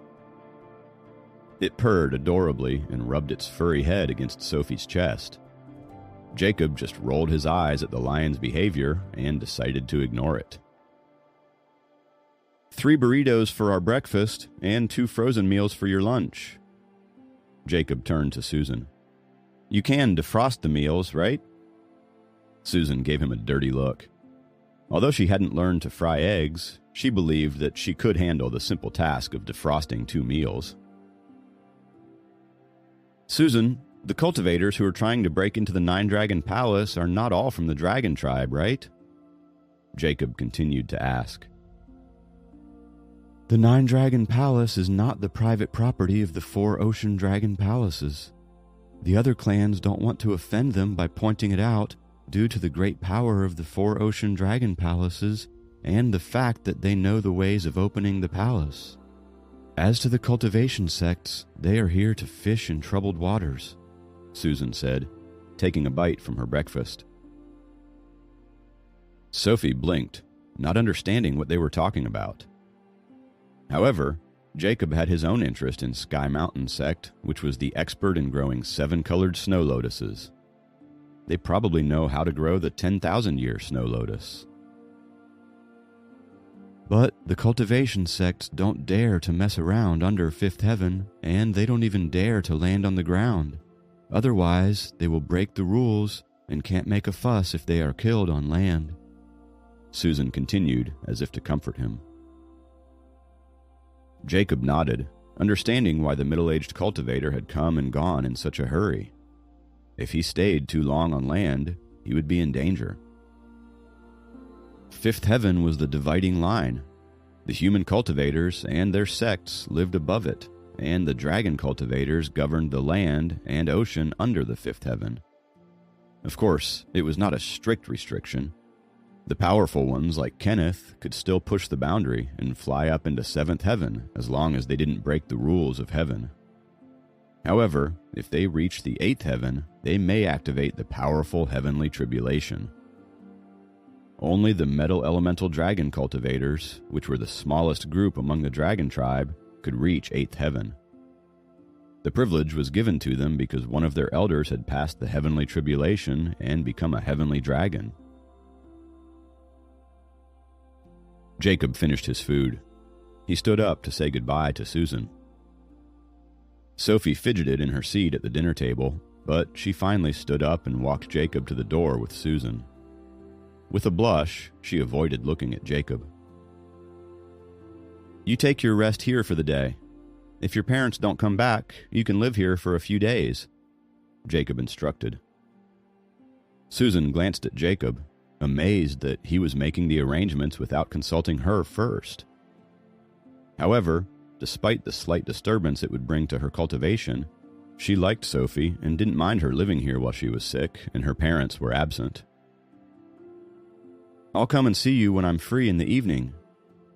Looking at Sophie standing at the door with her head lowered and hands clutched, Jacob told her. "Snowflake, what are you doing?" Snowflake was still moving around Sophie's feet. Jacob bent down and picked it up before tossing it into his hidden space. "I'm off now." Jacob walked to the elevator without looking back.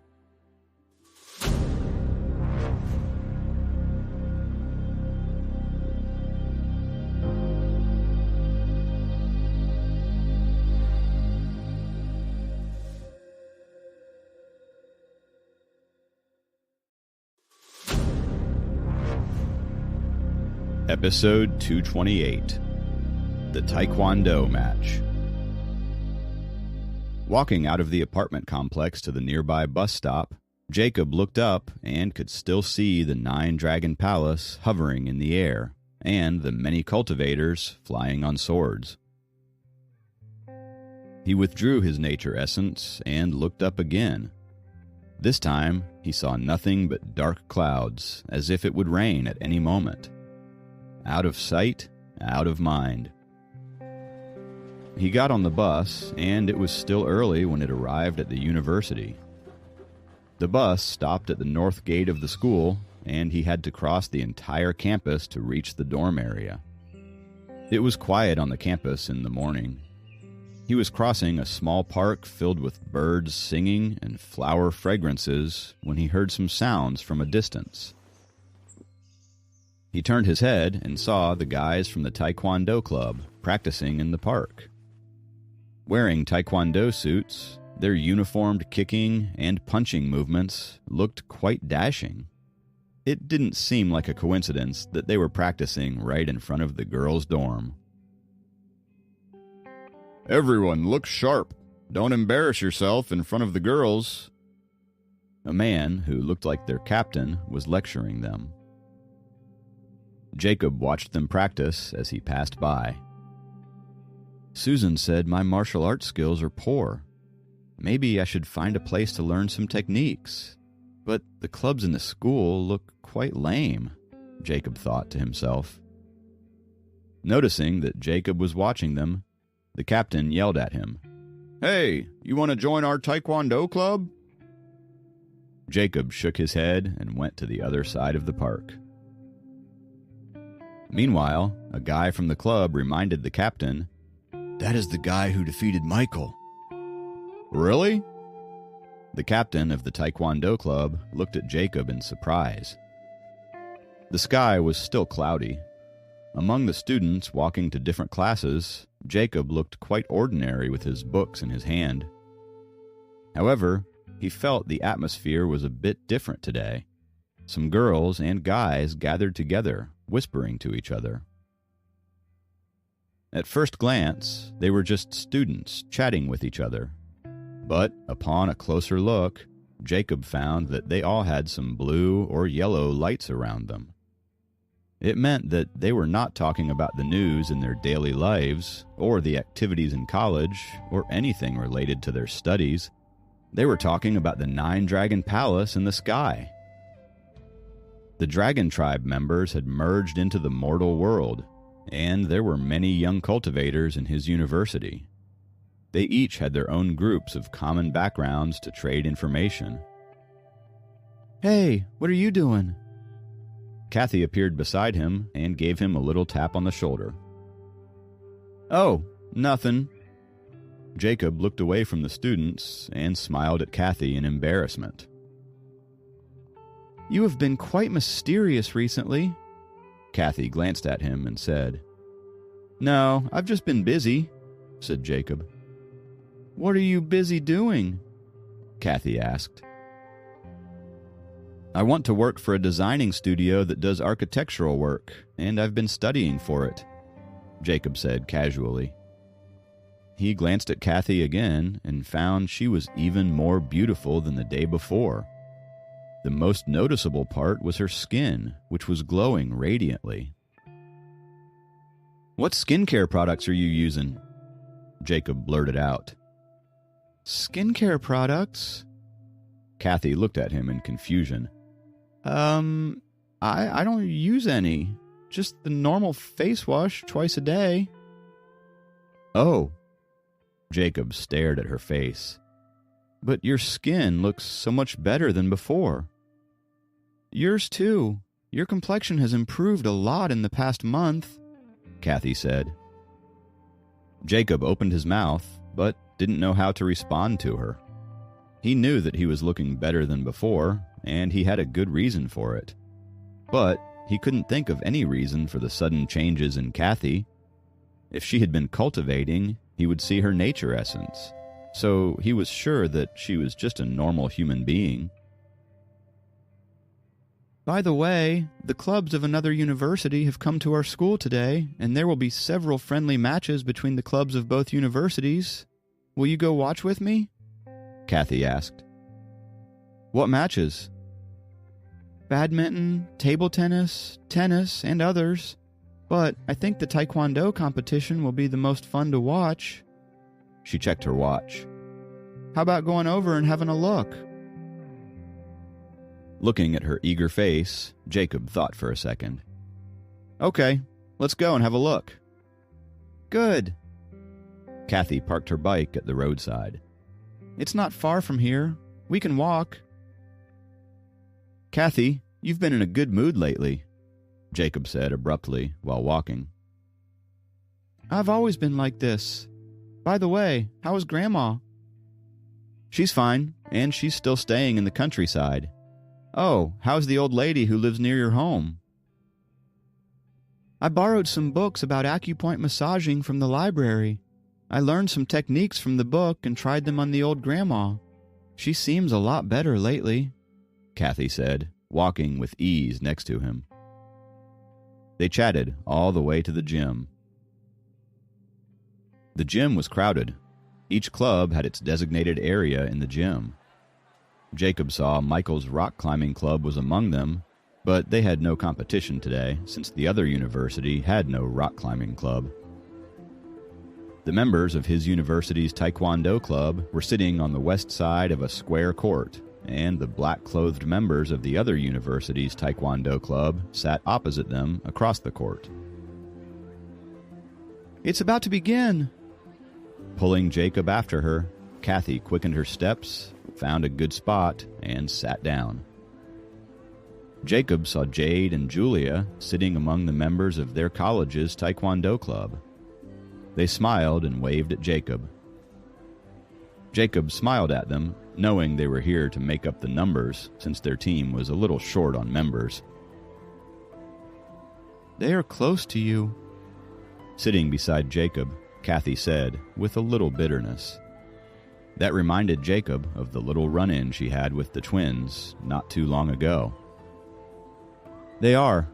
They love to have fun, but they are nice girls," Jacob defended them. On the court, the two clubs each sent a member for the first competition. They bowed to each other before taking their positions. The participant of his university wore a white suit, while his opponent wore a black suit. The participant in white made the first kick. Jacob was never interested in the fighting sports clubs in his college. He was only there because he didn't feel like playing video games with his friends. Jacob was lost in thought when suddenly a participant from his university suddenly flew out of the court. The man in black was still holding the posture of a high kick while his defeated opponent was struggling up from the floor, one hand holding his chest. "That kick was vicious," Kathy whispered. Jacob nodded, thinking the winner was too vicious for a friendly match. When they were talking, another pair of rivals stepped up. "The Taekwondo clubs of both universities have been rivals. In the games last year, they almost got into a fight. You just watch. Sparks will fly in today's friendly competition." The guys sitting a row behind Jacob and Kathy were talking among themselves. Jacob glanced at them before looking down at the court below. Sure enough, both teams fidgeted uncomfortably due to the vicious kick. The participants of their college were especially resentful. They all clenched their fists, looking as if they wished to rush up and engage in a brawl. On the court, the opponent's feet collided 3 times successively with each other. Obviously, they were using their full force, and the kicks were quite powerful. The participant of the other university changed his strategy abruptly, and the guy in white was caught unprepared and fell to the ground with a thud. Although the mat cushioned the fall, it was still painful. The participant in black bowed slightly and got off the court. "The third!"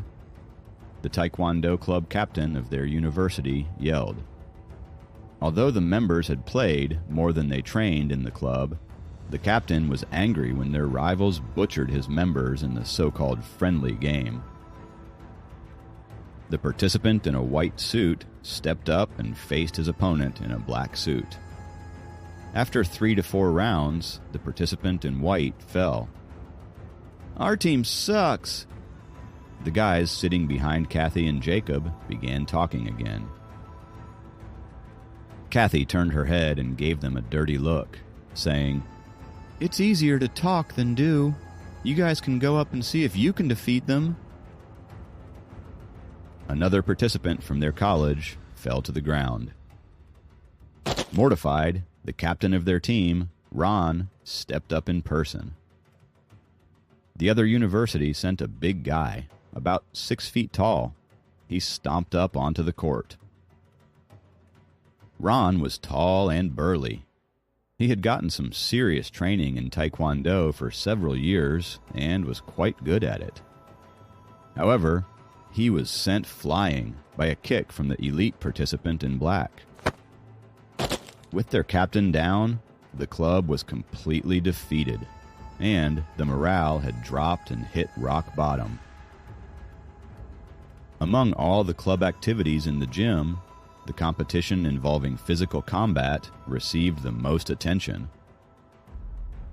"Your team members have been doing nothing but trying to impress girls, haven't you? Well, welcome to real Taekwondo." The club captain of the other university, wearing black attire, stood up and insulted Ron. Ron stood up and glared at him, speechless. The visiting team was at an advanced level and had entered national competitions. Anyway, Ron was quite courageous to lead his club members to fight them in the so-called friendly match, even though he had known they were no match for their rivals. However, the other team was being a bit too overbearing in this away game, beating the weak opponents with such ferocity and insulting the host team after the game was over. Who said that our team has lost? We haven't fought yet. Jade and Julia, in the last row, stood up abruptly.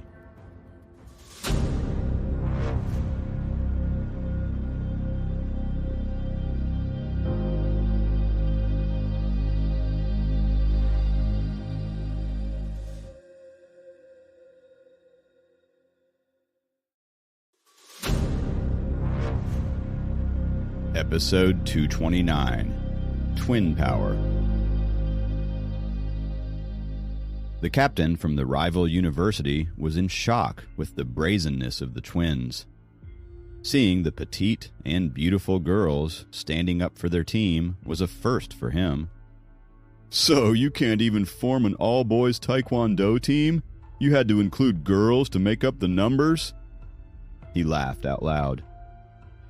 Ron looked at Jade and Julia, surprised. Jade, Julia, stop fooling around. Though the twins were quite focused during their training session, they were also playful and notorious. They weren't ready for a match. Besides, they were the vice principal's granddaughters. If anything should happen to them, he'd be in big, big trouble. Jade and Julia didn't care about Ron's concern and walked confidently onto the court. The captain from the other university laughed so hard that he almost started to cry. Are you serious? Less talking, more fighting. Jade looked at him and said. The guy stopped laughing and turned to a member at the very back. Nate, you go. Julia, go stand on the side. Jade looked at Julia and said. Julia nodded. Although she backed out of the court, she stood close by. Nate bowed at Jade slightly. Even though he seemed slim, he had practiced taekwondo for 3 years and wasn't weak at all. As the competition was about to begin, Kathy, who was on the stand, looked at Jacob with concern. Will there be any problems? There shouldn't be, Jacob replied. The students in the stadium gathered when they saw Jade go up. Even members of other clubs stopped their activities and came to watch. Nate suddenly moved his leg. His kick was as fast as the wind. Jade didn't panic and took half a step back. The heel of the opponent barely missed Jade's knee. The guy made it clear he wasn't going to go easy on Jade. Sweeping, chain kicks. Nate attacked Jade step by step, and she kept dodging him skillfully. Jade suddenly turned around, and a fabulous swing kick landed on Nate's waist. Yeah! Surrounding students cheered loudly. You lost, Jade said with her crisp tone. Her long ponytail slowly fluttered in the air and dropped on her back. Nate's face turned red, and he left the court. Ron, who was worried at first, finally let go of his breath. Julia, it's your turn. Jade backed off to the side and said to Julia. Julia walked onto the court carefully while blushing. So many people were looking at her. She was not as outgoing as her sister. Go, Warren! The captain of the Taekwondo club from the other university called out another member's name. A slightly chubby boy rubbed his hands and entered the court. Julia was still fidgeting as she bowed in front of him. The competition started. Despite being a bit overweight, the boy's movements were deft and deadly. His toes kept on swinging, and his legs aimed for Julia's lower body. Julia seemed like she was avoiding the attacks nervously, but she could dodge every single time. Suddenly, she jumped up and flipped her body as her leg kicked out. When she landed, her 2 long pigtails fluttered like 2 ribbons, and their ends fell onto her shoulders. Everybody looked again and saw that the guy was already on the ground with a groan. After a few seconds of silence, even louder applause burst out from the audience. Same as Jade, Julia didn't hurt her opponent. The guy, Warren, touched his forehead inconceivably. When he felt that there was dust on his hand, he finally realized that the girl had defeated him. He glowered at Julia and staggered his way off of the court. "Go Barry!" The captain of the other team started to lose his temper. Jade stretched her fingers and went up again. In half a minute, that guy was sent back with defeat too. His fists and legs couldn't even touch Jade's clothes. The other university sent out another representative, and Julia went back on again. Similarly, the opponent lost to Julia in another 30 seconds. The home team was getting excited. None of them knew that the pretty twins they all swooned over were real masters. Jade fought back, hit, and yelled out random body parts at the same time. She struck at whichever body part she yelled, and her opponent couldn't do anything. Julia was slightly gentler with her red face. It seemed like she would suddenly make a move and leave a dozen hits on her opponent when she had nowhere to go. In an instant, more than a dozen members of the Taekwondo club from the other university had been defeated by Jade and Julia. Compared to how arrogant they were earlier, they completely lost their morale at this moment. "I didn't know that they would be this good." Kathy looked at the court and said, pleasantly surprised. Jacob smiled and didn't reply. Jade and Julia were both 8th level masters. Not only were they strong in terms of cultivation, but they were also very skillful in martial arts. Even if people challenged them one by one, they wouldn't get tired. Who would have thought that the two beautiful sisters had this level of strength and charm? They were like tigers hidden in a flock of sheep. These so-called Taekwondo masters were no match for these two beautiful girls. "Come here, Julia. You guys send 2 members too." Jade seemed to be having a good time and called Julia up. The captain of the other team sent another member up with a long face. 2 versus 2. A competition of 4 people seemed even more splendid.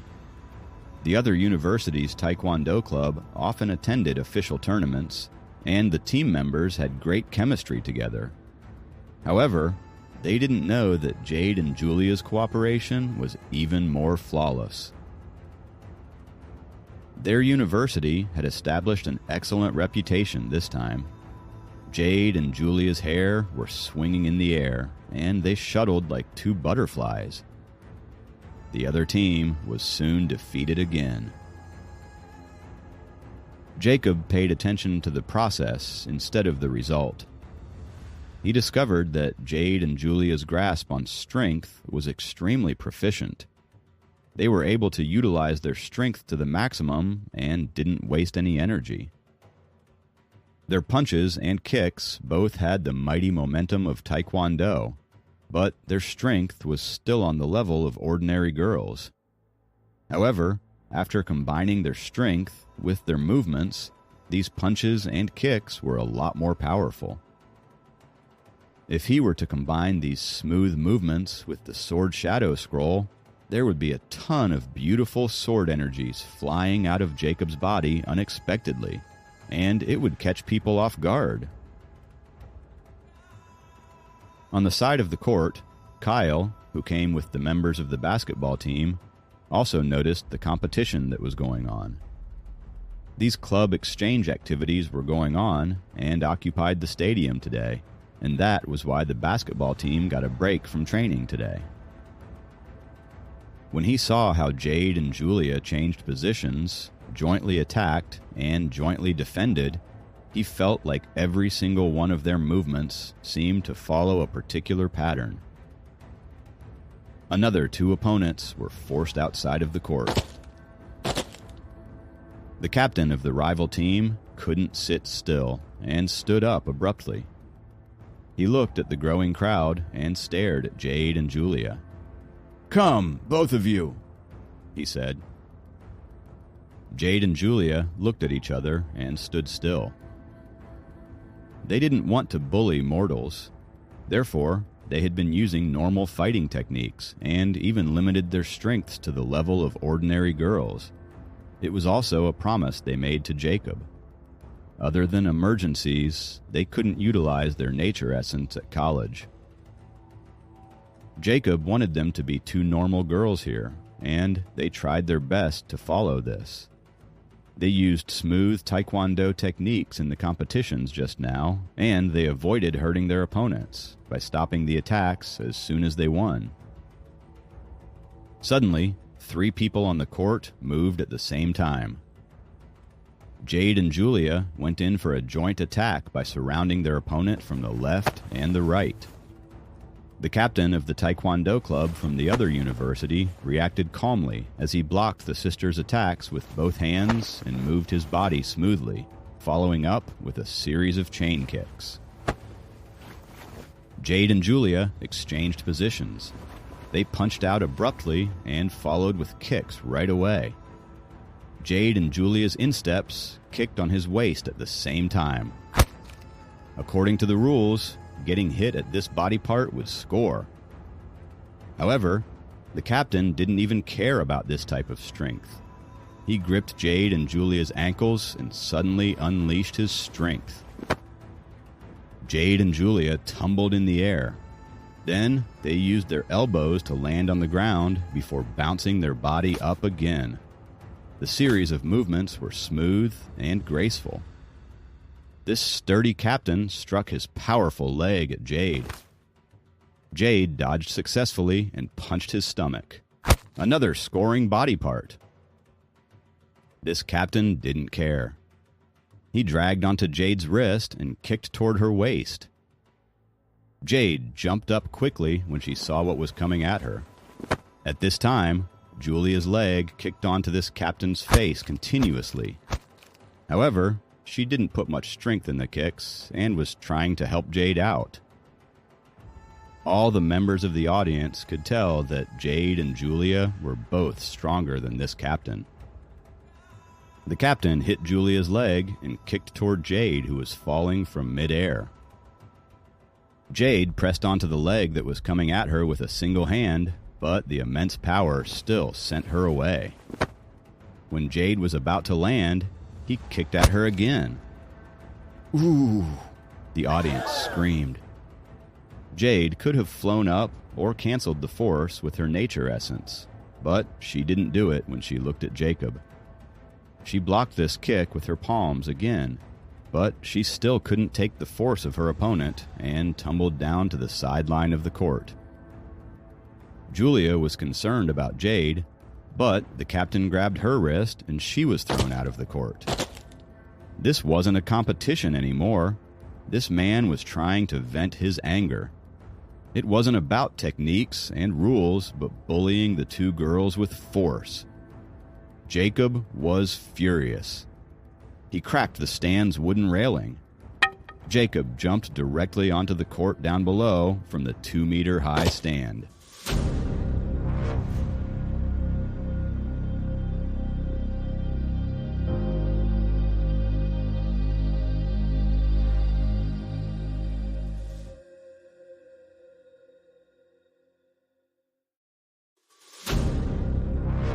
Episode 230. Jacob Gets Revenge. Kathy stood up quickly to check on Jacob, who jumped straight down from the 2-meter-high stand. She was relieved when she saw that Jacob wasn't injured.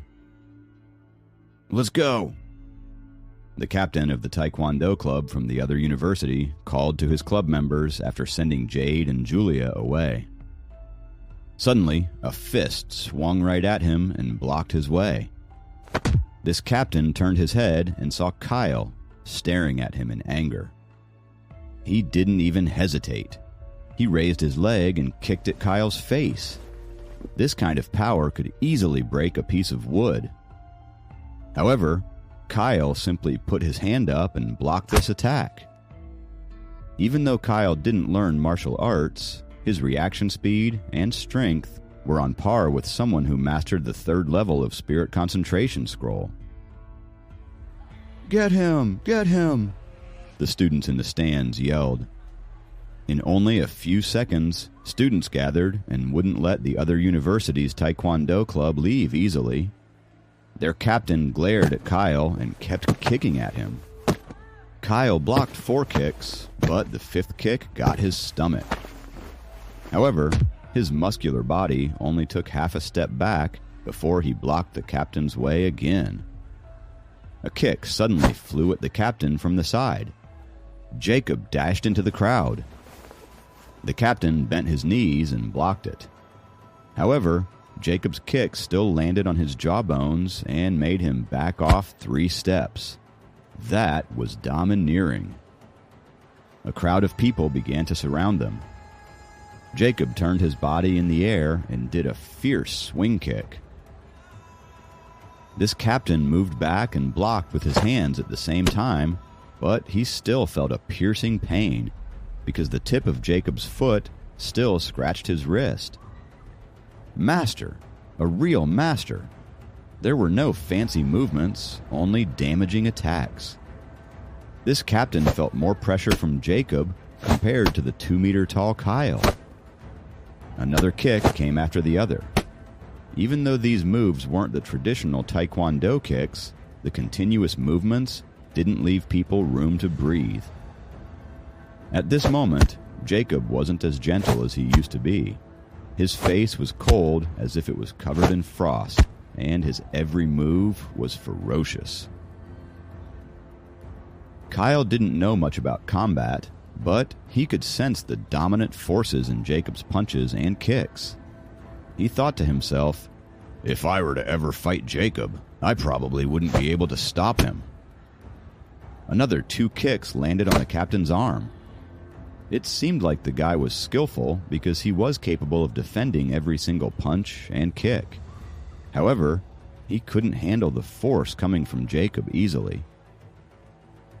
He backed off constantly and looked at Jacob in surprise. He didn't know that his rival team had such a powerful person. Jacob didn't care whether his opponent could defend himself or not. He was merely returning the kick that he had used at Jade and Julia from earlier. Winning or losing a match was normal, but bullying people with force was crossing the line. Jacob moved forward and the guy backed off. No one could count how many punches and kicks Jacob used, and the crowd moved with Jacob slowly from the center of the stadium to the east end.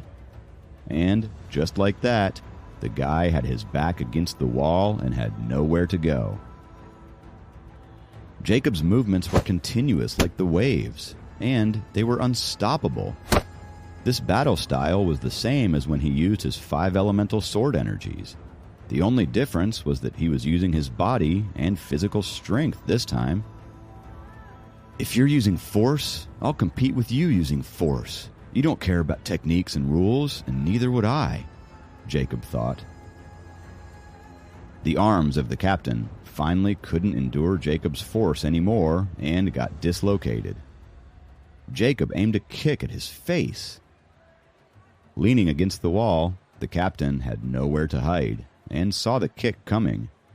He could even feel the cold sweat on his forehead. But instead of a kick landing on his face, concrete dust fell and landed on top of the captain's head from the force of Jacob's kick.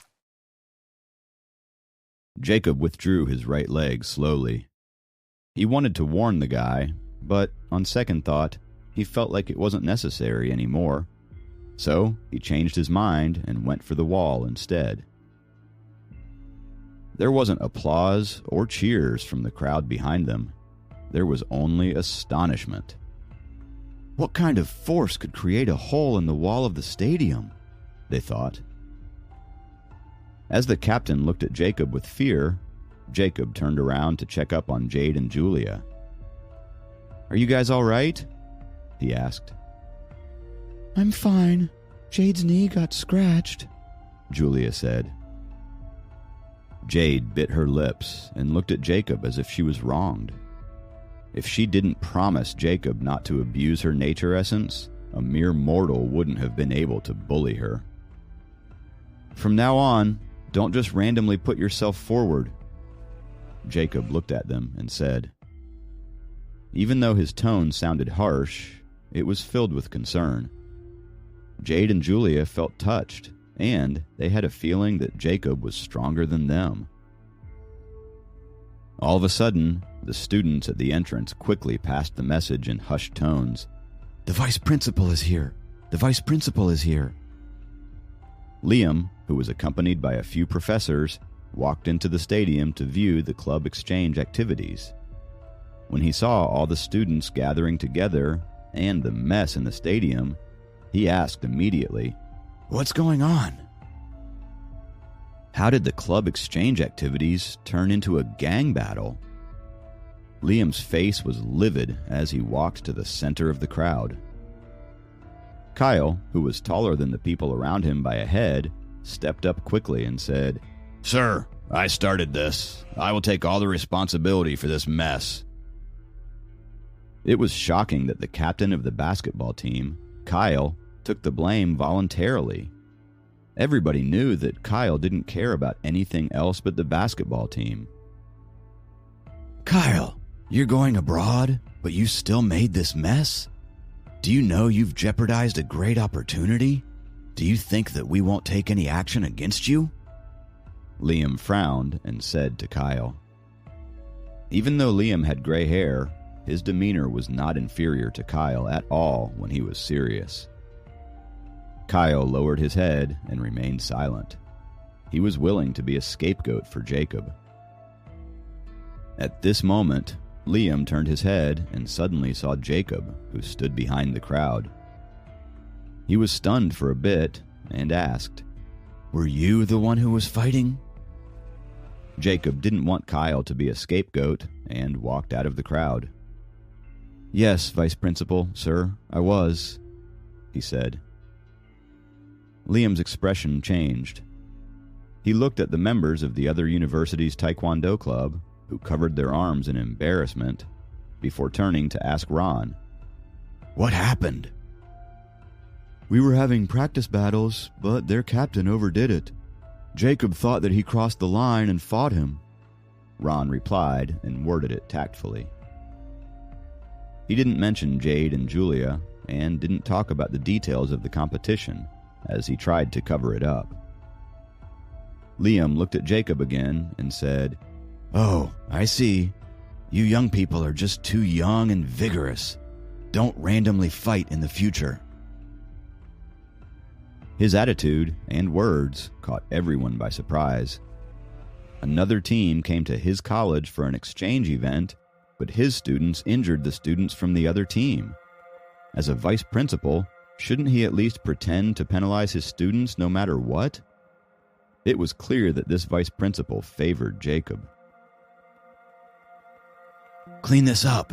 Send the students who are injured to the clinic.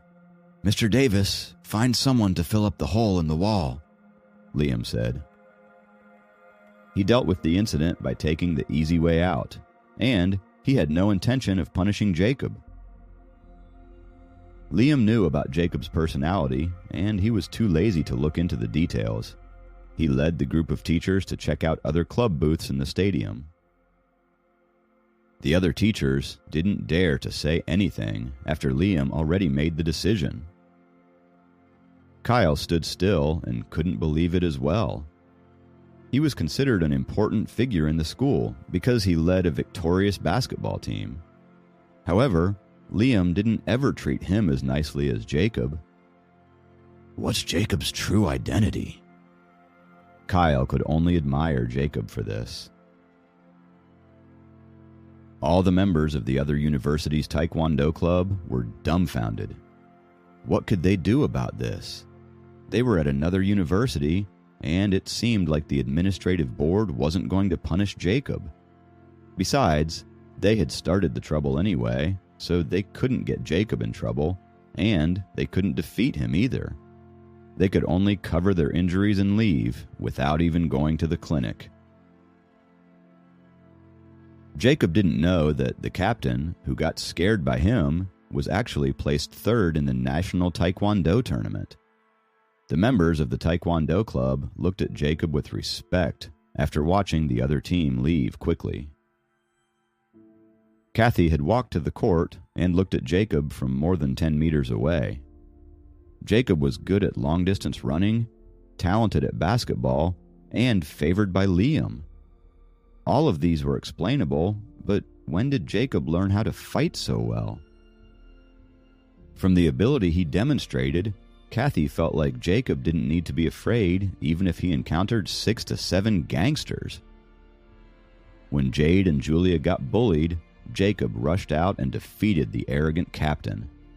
Even Kathy, who never liked violence, felt like her blood was boiling from the excitement. Jacob had a gentle personality, but was never a weak person. "What was the important thing you guys wanted to tell me last time?" Seeing everyone stare at him, Jacob walked toward the exit and asked Jade and Julia, who followed him closely. "Master," Julia looked at Jacob with admiration in her eyes and said, "what we wanted to tell you was a piece of news we obtained recently." "What's the news?" Jacob looked at Julia, whose face was all red. "There will be a trading convention in Fifth Heaven this weekend. If you want Snowflake to evolve, you better go buy some special elixirs that are for feeding spirit beasts," Julia said.